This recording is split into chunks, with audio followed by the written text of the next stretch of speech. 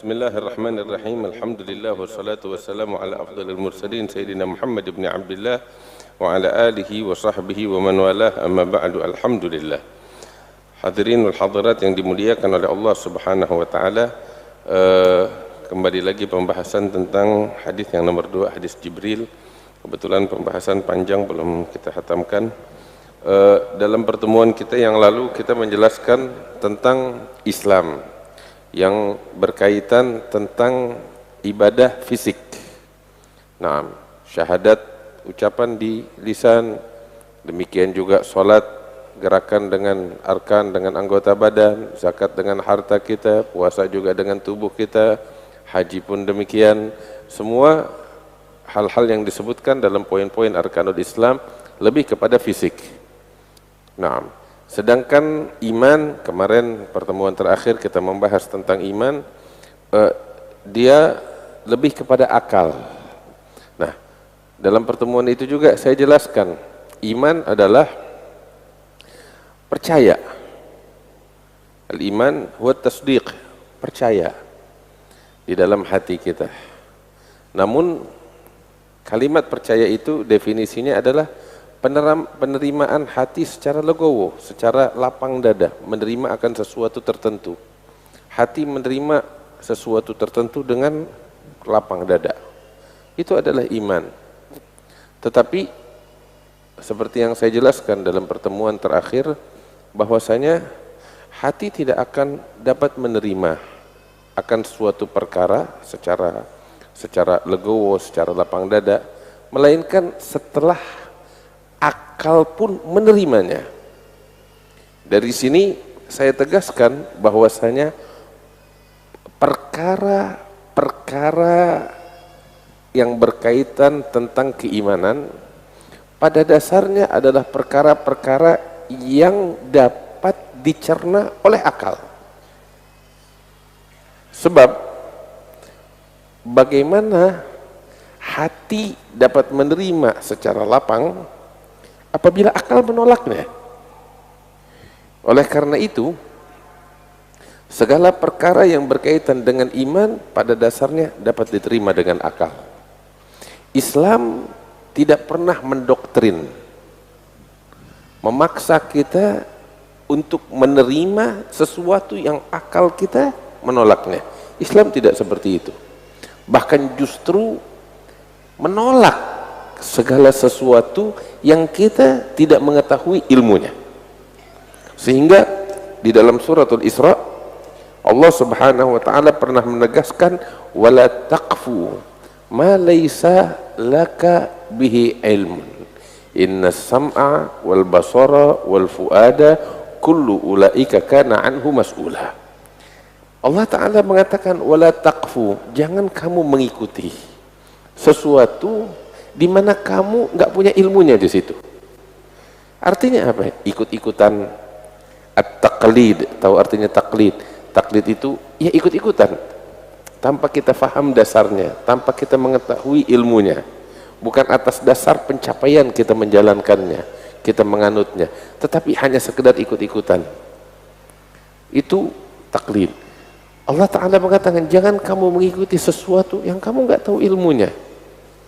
Sebab kamu diberikan kemampuan akal oleh Allah Ta'ala, dan jendela menuju akal diberikan oleh Allah kepada kamu. Kemampuan untuk berfikir diberikan oleh Allah Ta'ala kepada kamu. Inna sam'a wal basara wal fuada, pendengaran kamu, penglihatan kamu, hati, akal, pikiran kamu, itu adalah amanat yang Allah bebankan kepada kamu untuk kamu gunakan. Sehingga itu semua akan dituntut pertanggungjawaban oleh Allah di hari kiamat.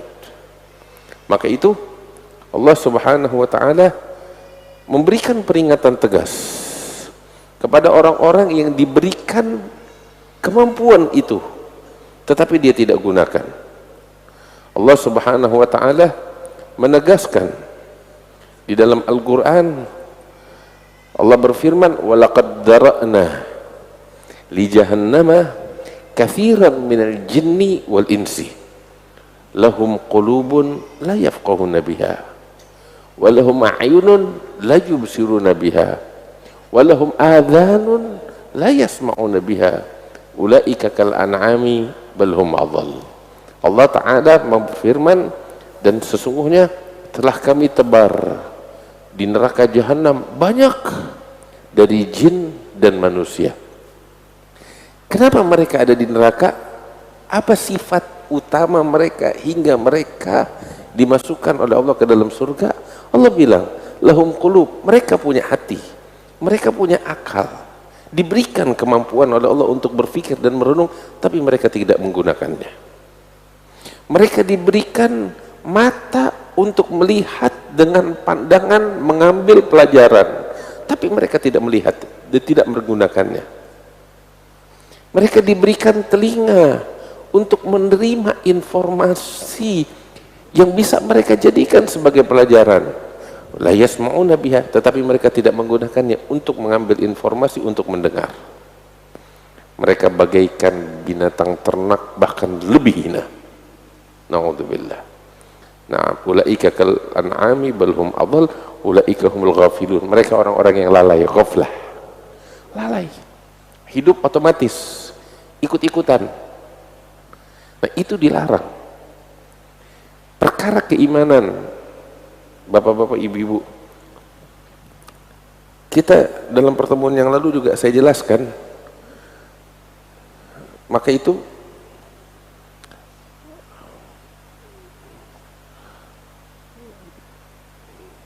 bukan hal yang tepat ketika kita hanya didoktrin, udah percaya aja, udah ikutin aja.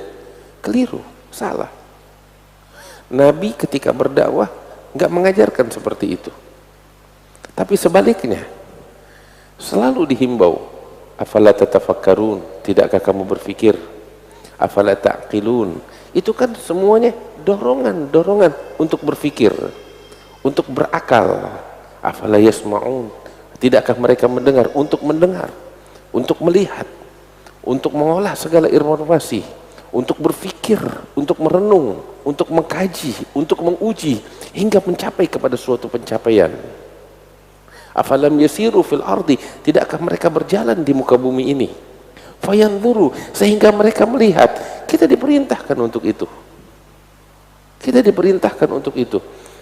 Semua yang ada di Al-Quran, semua yang ada di Al-Quran, segala perkaranya, baik itu hukum-hukum yang berkaitan dengan fisik maupun perkara-perkara keimanan, itu semuanya disodorkan, ditawarkan oleh Allah untuk kita renungkan, untuk kita fikirkan. Teman-teman, bapak-bapak, ibu-ibu, seperti saya jelaskan,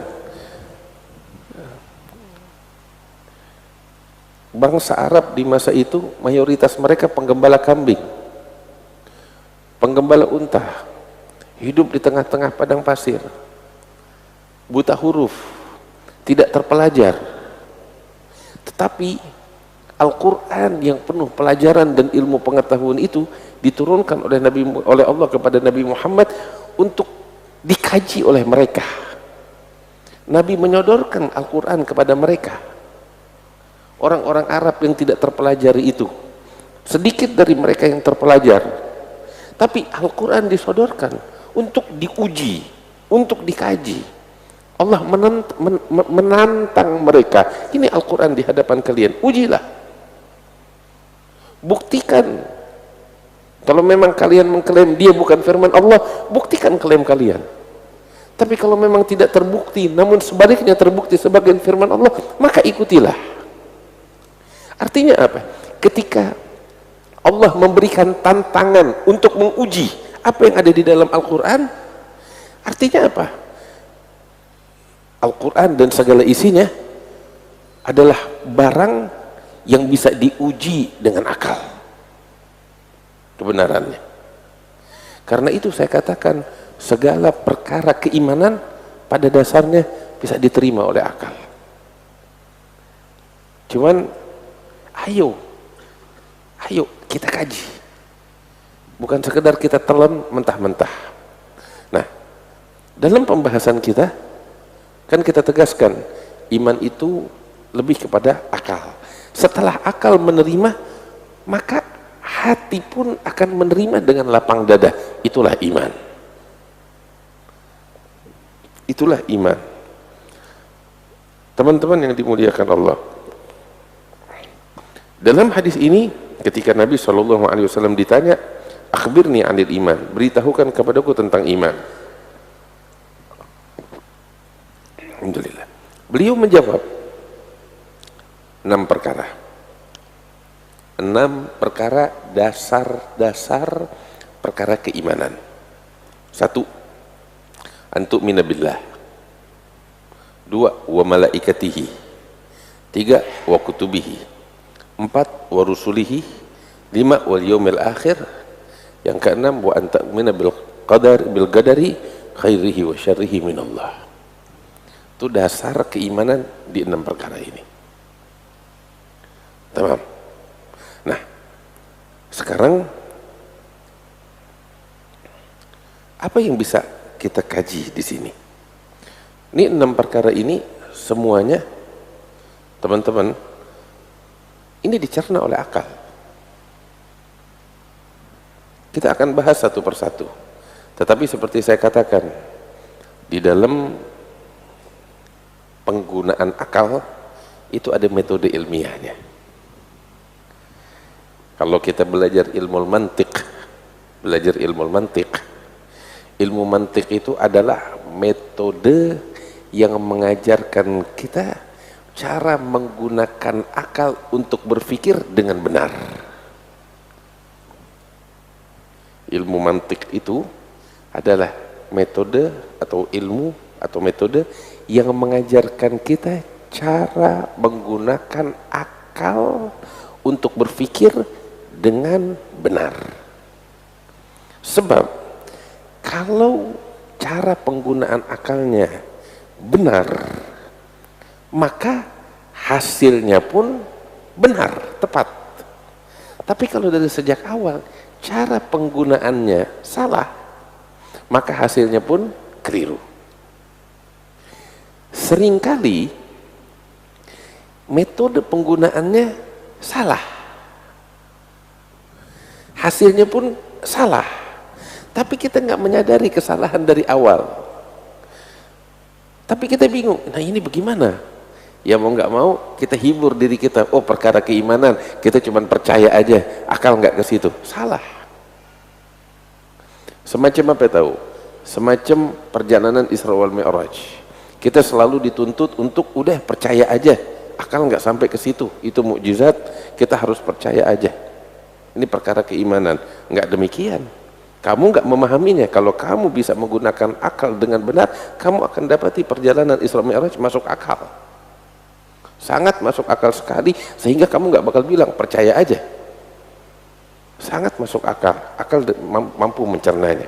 Hadirin yang dimuliakan Allah, bukan pembahasan kita tentang perjalanan Isra, tetapi nih 6 dasar ini kita akan jelaskan satu persatu dengan akal, bahwasanya akal bisa menerima konsep ketuhanan. Antuk minabillah artinya kan ini yang diusung adalah konsep ketuhanan. Tentang kenabian, warusulihi, konsep kenabian nanti kita akan bahas. Terus kitab suci, malaikat, hari akhir, dan apalagi tentang qadar atau qada dan qadar, itu semuanya akan kita bahas. Perkara ini semua adalah hal yang masuk akal. Nah, satu-satu kita akan masuk ke situ, teman-teman. Bapak-bapak yang dimuliakan Allah, ibu-ibu, jamaah masjid Syiarus Salihin. Pertama-tama di sini disebutkan antu'mina billah.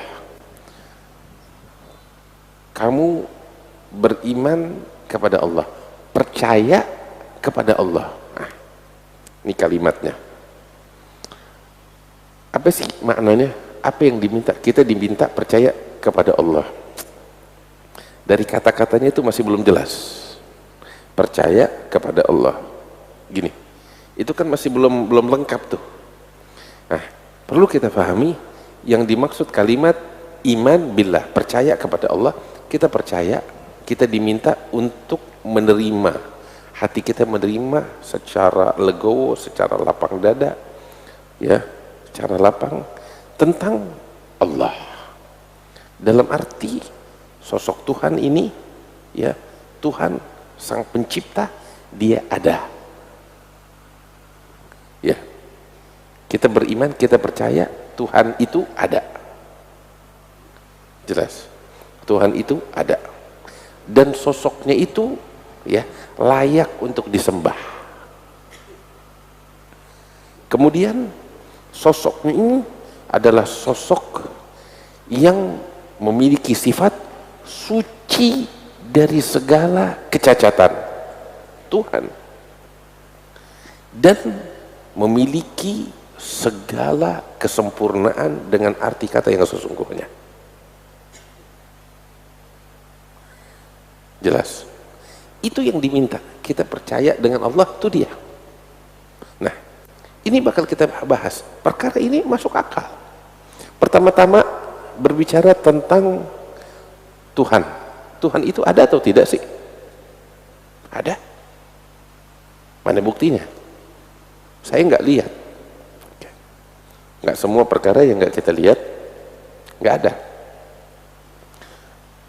Bapak-bapak, ibu-ibu,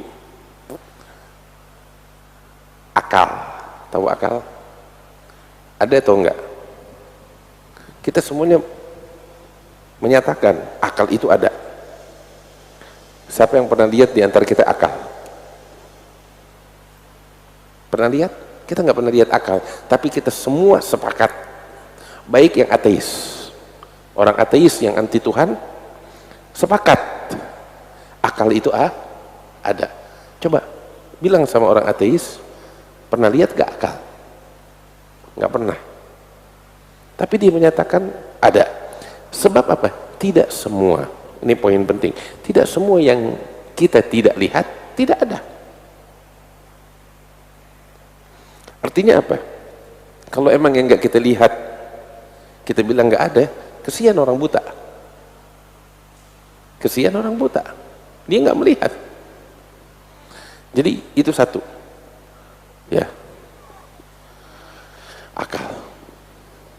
Teman-teman,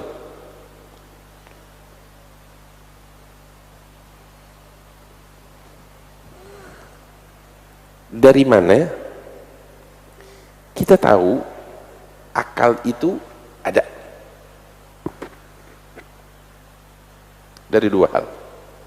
Satu, kita merasakannya, kita menikmatinya, betul?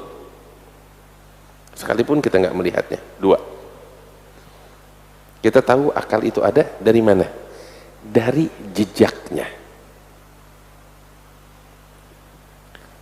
Ini semua pembangunan, komunikasi, dan lain sebagainya, itu kan semua jejak dari akal. Benar apa enggak? Kita bisa berkomunikasi satu sama lain, ya, karena ada sesuatu namanya akal. Demikian hanya juga selain akal, perasaan. Kita semuanya punya perasaan. Sekalipun kita nggak pernah melihat. Dari mana kita bilang ada? Kita merasakannya dan juga kita lihat jejaknya. Ini sebagai contoh pendekatan. Teman-teman,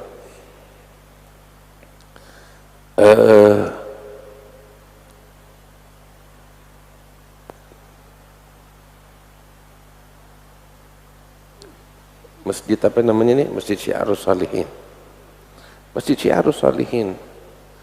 Saya kalau kemarin ini kagum dengan Masjid Syiarus Shalihin. Besar, megah, indah, nyaman di hati. Sungguh, saya rasa semua juga merasakan ketentraman yang ada di masjid ini.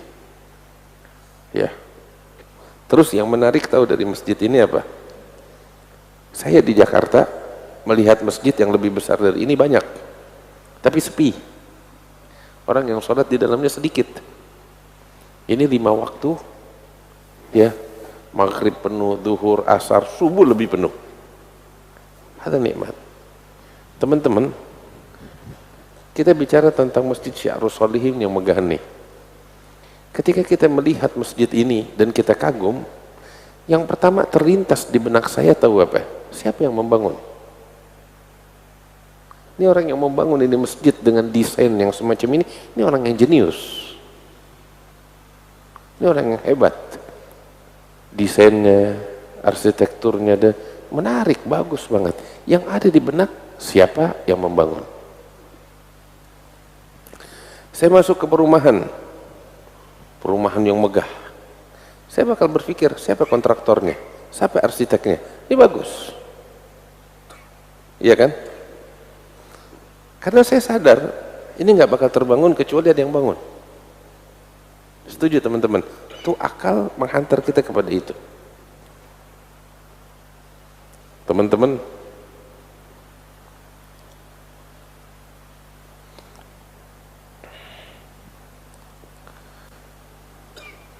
saya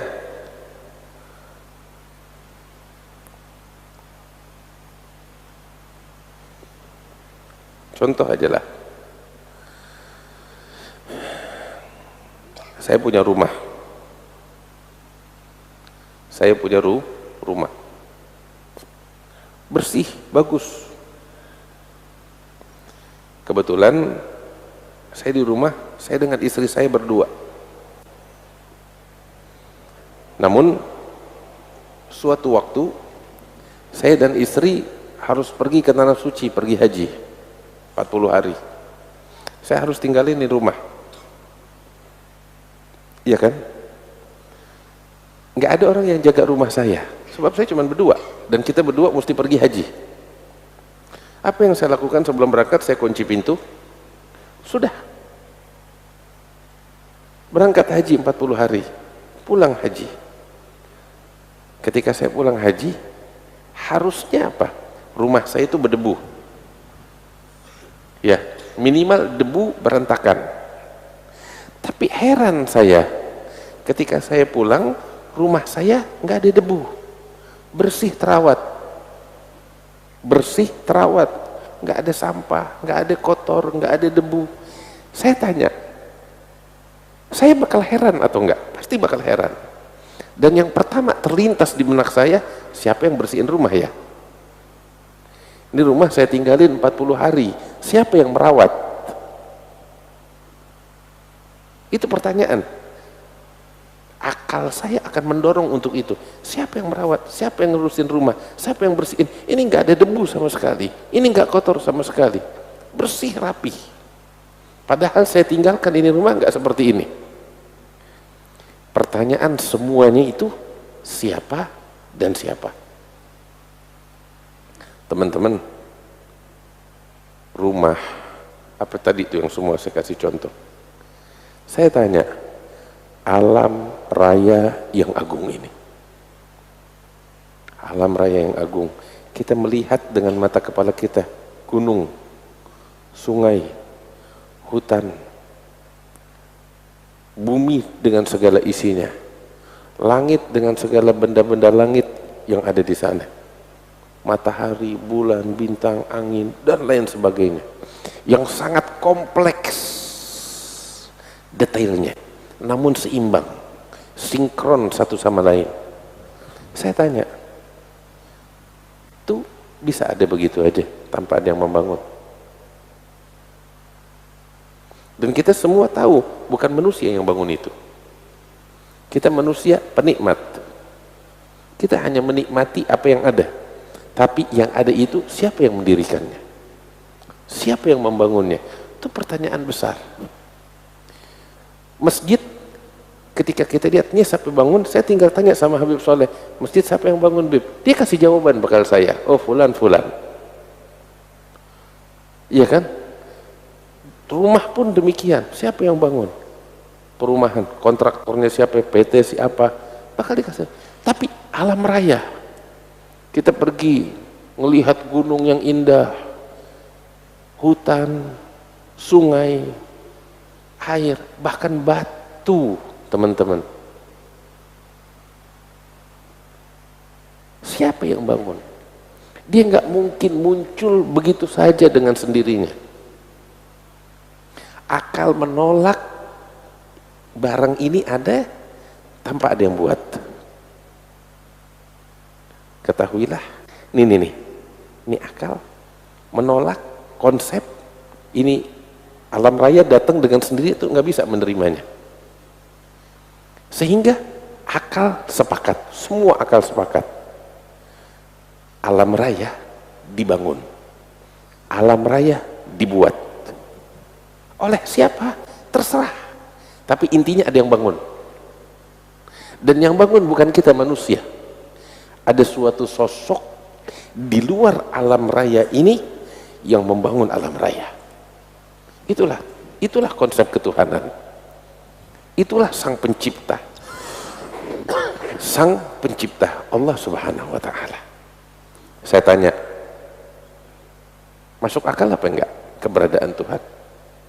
Justru sebaliknya, akal menolak ketiadaan pencipta. Yang kita sembah nih, dia yang menciptakan alam raya, yang menciptakan manusia, dia yang menciptakan. Satu lagi bukti keberadaannya, dan dia ciptakan ini nggak meninggalkannya, tapi dia juga merawatnya. Tahu dari mana Habib? Jejaknya, jejak dia. Teman-teman, sadar gak? Kita menyadari gak? Rumah, kalau kita tinggalin 40 hari, harusnya berdebu. Iya kan? Barang-barang menjadi lapuk, dimakan rayap. Iya kan? Dan seterusnya, dan seterusnya. Ketika kita pulang dari perjalanan 40 hari, 2 bulan, 3 bulan, kita dapetin nggak ada debu, berarti yang ada di benak kita ini ada yang ngerawat. Betul? Teman-teman, pergi ke hutan, pergi ke laut. Saya tanya, ada yang merawat dari manusia seperti kita? Nggak ada. Tapi kok tetap dia bisa ada dan tetap seger, bagus, layaknya rumah yang nggak berdebu. Kalau nggak ada yang merawat, nggak mungkin. Iya kan? Ini alam raya yang kita lihat, nggak mungkin bisa berlangsung jutaan tahun. Tapi dia tetap ada. Dia tetap ada. Padahal kita merusaknya, saat kita merusaknya, kita tinggal, dia memperbaiki dirinya sendiri. Ya pastinya bukan diri sendiri, itu bahasa saya, tapi ada yang merawat hingga mengembalikannya sebagaimana fungsinya. Lihat, itu jejak keberadaan dia. Dan dia aktif, dia merawat, dia menjaga apa yang dia ciptakan. Sadar gak teman-teman? Itu keberadaan sosoknya. Contoh lain, kalau dia ini nyata, dia ini ada,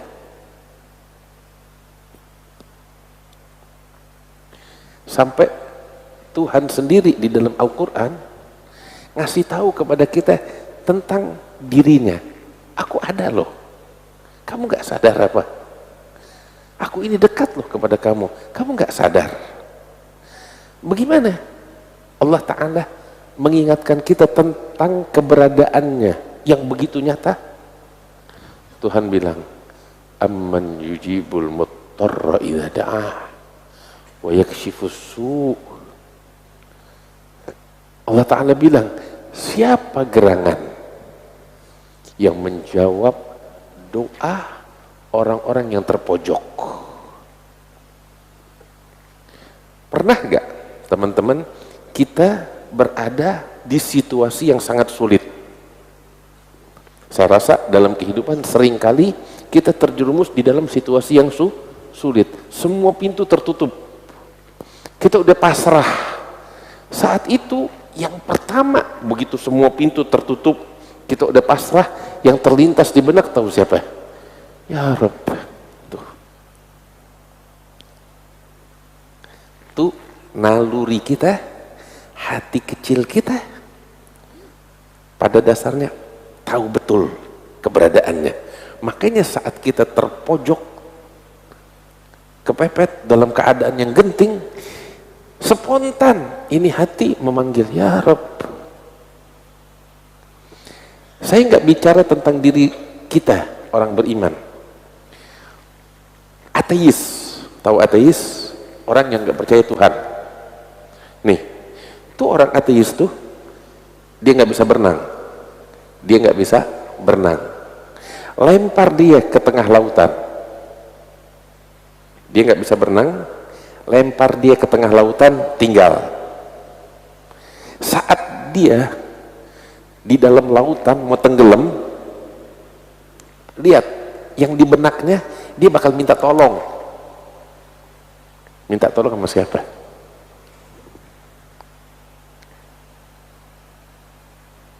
Buktikan. Dia bakal minta tolong kepada sosok apapun namanya, sosok di luar dia, sosok yang lebih besar dari dirinya.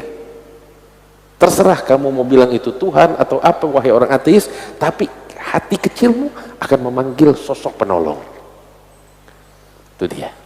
Pada dasarnya ruh jiwa manusia ketika diciptakan oleh Tuhan kenal sang penciptanya. Makanya Allah Ta'ala bilang ketika di alam arwah kita tuh dalam Al-Quran Allah Subhanahu wa Ta'ala bilang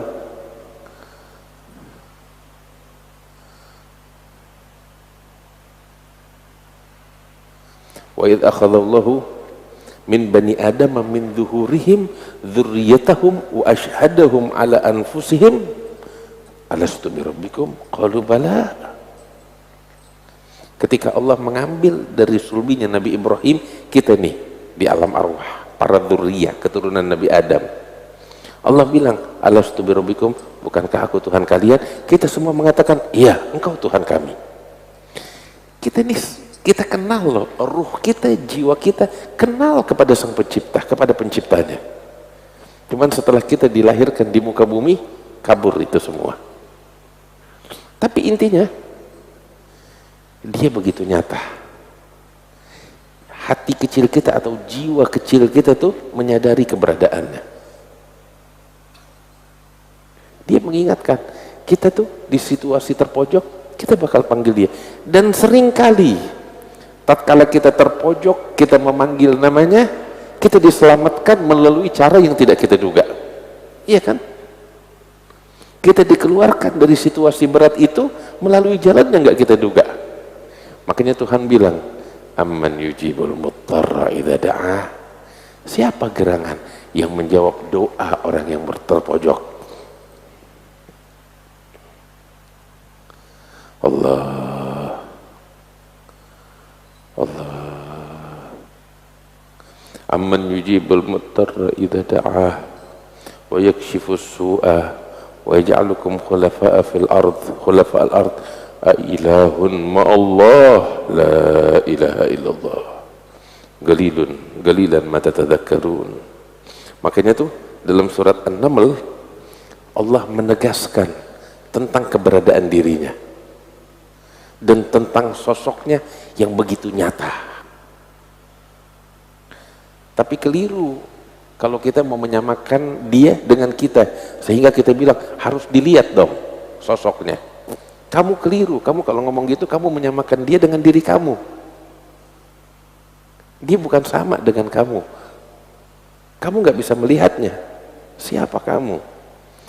Habis bagaimana? Dia menunjukkan kepadamu, coba rasakan. Lihat, aku ada, aku nyata, aku aktif. Tapi terkadang kamu yang berpaling. Dalam surat An-Naml Allah Ta'ala bilang, amman khalaqas samawati wal ard wa anzala lakum minas sama'i ma'an fa'ambatna bihi hada'iqa dhata bahjatin ma kana lakum an tumbitu syajaraha a ilahun ma'allah la ilaha illallah bal hum qaumun ya'dilun. Katanya Allah, siapa gerangan yang menciptakan langit-langit ini dan bumi? Dan siapa gerangan yang menurunkan untuk kalian air dari langit, air hujan. Sehingga dengannya kami menumbuhkan di bumi itu perkebunan, hadaiqah, yang begitu indah untuk dilihat. Kamu nggak bisa menumbuhkannya. Allah tegaskan, maka nalakum antum bitu syajaraha. Kamu nggak punya kemampuan sama sekali untuk menciptakannya, menumbuhkan pepohonan yang ada itu. Ailahun ma Allah, apakah ada Tuhan selain Allah? Katanya Allah. Nggak melihat jejaknya. Itu disentuh akal kita. Kamu sampai kapan kamu mau menjadi orang yang berpaling, kata Allah. Terus Allah Ta'ala bilang, amman ja'alal arda qararan wa ja'ala khilalaha anharan wa ja'ala laha rawasiya wa ja'ala bainal bahraini hajizan. Siapa gerangan yang menjadikan bumi ini tempat kamu berpijak? Teman-teman hadirin, ini bumi tempat kita berpijak loh. Kita sama-sama nih berpijak di bumi. Kesepakatan ini siapa yang ngambil? Kita kan sepakat untuk menjadikan bumi tempat tinggal kita, tempat berpijak. Saya tanya, ini kesepakatan siapa yang buat? Kita penikmat, bukan penentu. Yang menentukan Dia. Dia yang menjadikan bumi tempat kamu berpijak, tempat kamu tinggal. Kamu gak merasakan itu, gak menyadarinya? Bukan kamu, bukan negara, bukan pemerintah. Ada sosok di luar kamu yang menetapkan itu. Terus Allah Ta'ala bilang, siapa gerangan yang menjadikan di tengah-tengah bumi kamu tinggal itu sungai-sungai? Allah. Teman-teman, kita udah terima jadi nih barang. Kita terima bumi ini yang indah, udah jadi. Tinggal kita nikmatin.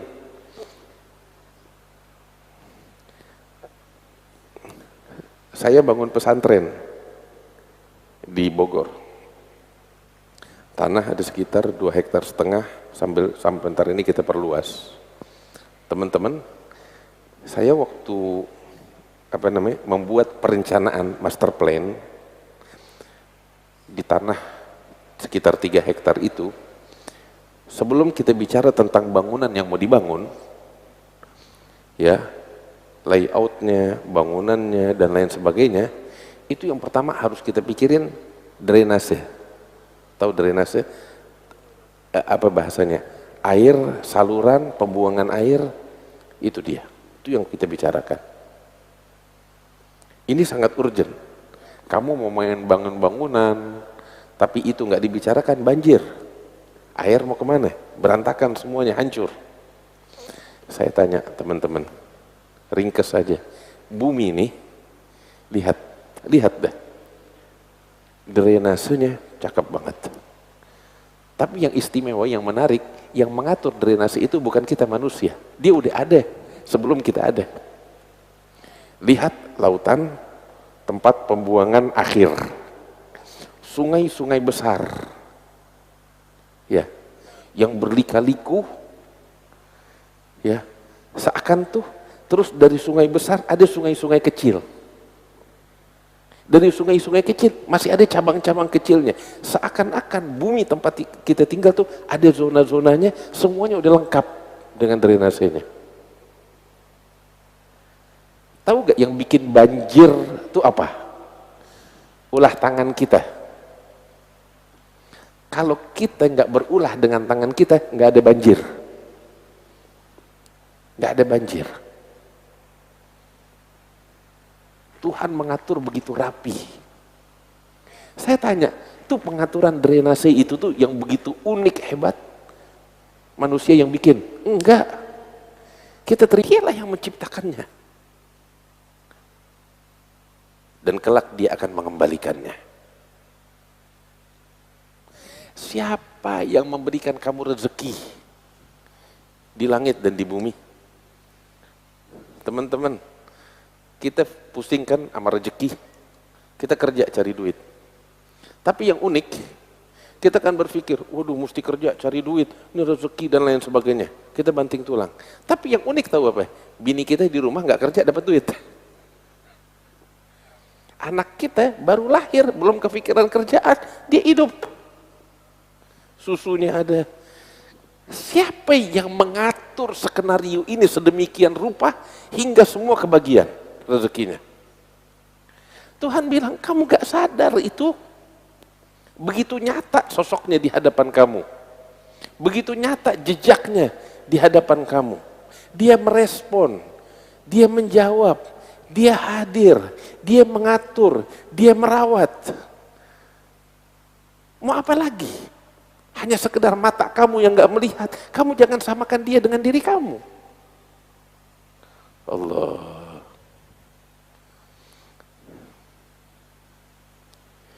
Setelah ini semua, saya tanya, keberadaannya masuk akal apa enggak? Tuh, dalil akal dari keberadaan Tuhan. Maka itu, ketika akal menerima, hati pun menerima. Saya percaya, dia ada. Sosoknya ada, sosoknya nyata. Itu iman. Coba kalau saya nggak diajarin ini semua yang tadi itu, saya telan mentah-mentah Tuhan ada. Besok kita ketemu sama orang ateis, kita bingung menjawab pertanyaan orang-orang ateis. Karena kita juga nggak paham. Iman bukan sekedar telan mentah-mentah. Tapi iman, akal kita menerima dengan legowo, setelah itu baru hati menerima dengan lapang. Perkara-perkara keimanan tuh semuanya bisa dicerna. Baik, selesai tentang ketahanan. Masuk selanjutnya, antum mina billah wa malaikati. Waduh, malaikat. Gimana itu kita bisa mencerna malaikat dengan akal kita? Tapi pada waktu atau belum? Udah masuk waktu. Tentang malaikat insya Allah dalam pertemuan yang selanjutnya. Nah cuman intinya, ini kita bahas satu-satu. Malaikat, kitab suci, konsep kenabian, hari kiamat, qada dan qadar. Oh menarik, anak sih nggak sabar nunggu bulan depan. Iya, berharapnya lanjut. Sebab ini lagi asyik. Sungguh. Kita kalau kaji, kita dalemin, teman-teman. Wallahi sosoknya tuh begitu nyata. Sosoknya begitu nyata. Terlalu naif, terlalu picik. Kalau kita hanya menuntut sesuatu yang kita lihat saja. Iya. Ya Rabb, ya Allah bitaufiq, hatta nufiq, wa nalhaq bi khairi fariq, ya Rabbal alamin.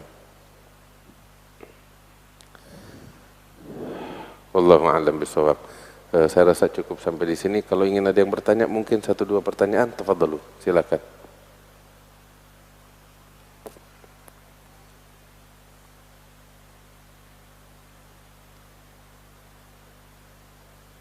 Monggo kalau dia mau bertanya silakan. 1-2 pertanyaan terkait yang kita bahas.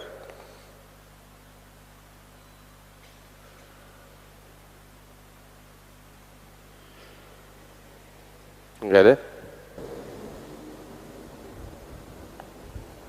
Lebih baik.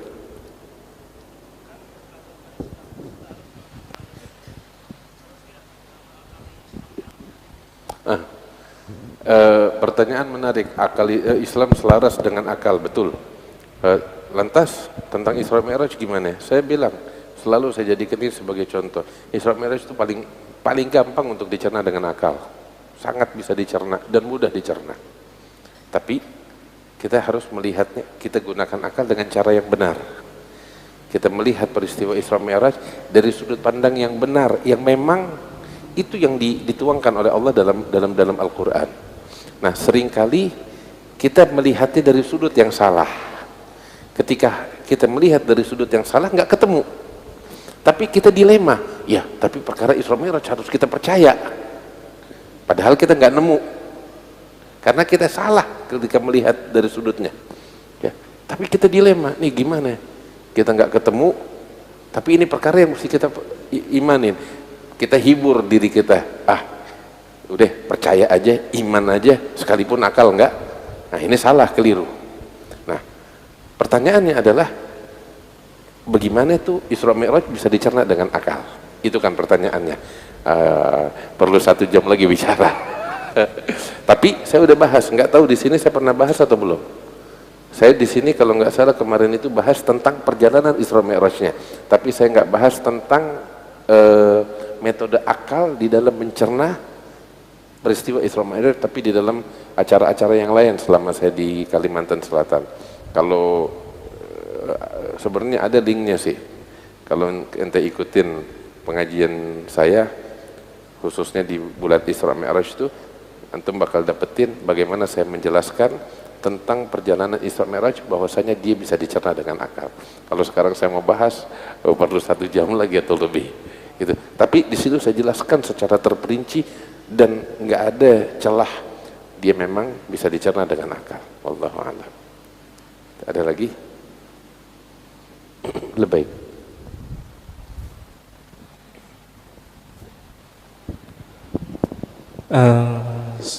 Satu pertanyaan yang terkait yang tadi. Secara akal mungkin kalau misalkan segala kebaikan mungkin akal secara mudah menerima.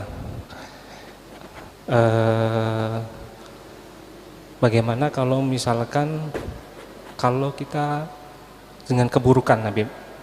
Artinya bagaimana kita cara memandang dengan sudut pandang yang tepat.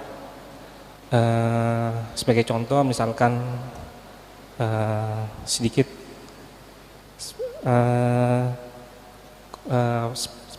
mengenai ayat qulillahumma malikal mulki tuti mulka man tasya wa tanzi'u mulka mimman tasya wa tu'izzu man tasya wa tudhillu man tasya biadikal khair. Nah, di situ bagaimana kita cara memandang supaya kita memandang ayat ini dengan sudut pandang yang tepat. Artinya di situ Tuhan memberikan nikmat kepada kita dan juga mencabut nikmat kepada kita. Nah, seperti itu.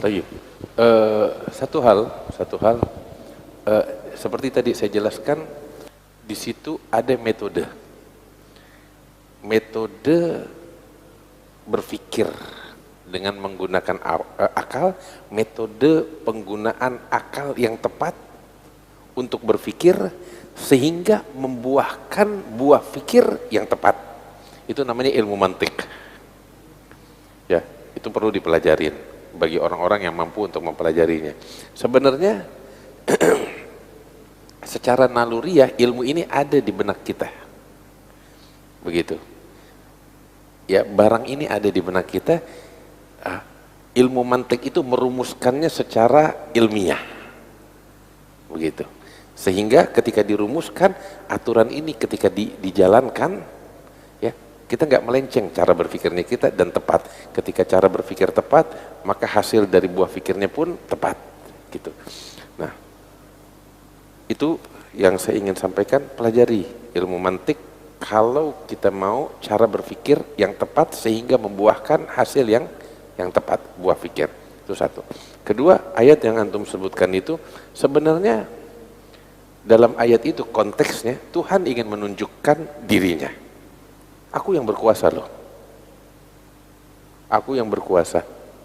Aku memberi dan juga aku mampu untuk mencabut. Jelas. Jadi konteksnya itu Tuhan ingin menunjukkan sosoknya yang maha berkuasa.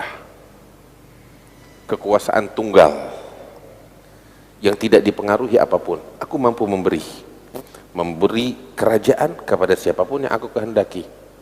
Terus jangan mentang-mentang kamu raja, kamu menganggap diri kamu selamanya jadi penguasa. Tidak, aku pun mampu mencabut kekuasaanmu sekejap mata. Supaya kamu sadar, kerajaan yang kamu miliki itu cuma nama. Aku raja yang sesungguhnya. Itu konteksnya seperti itu dari ayat tersebut. Jelas? Anda rasa seperti itu singkatnya. Wallahu a'lam. Saya rasa cukup. Waktu udah masuk, mudah-mudahan Allah berkahin kita, Allah jadikan kita sebagai orang-orang yang bertakwa. Ala hadhihi niyyatun salihah ila hadratin Nabi Muhammad sallallahu alaihi wasallam. Al-Fatihah.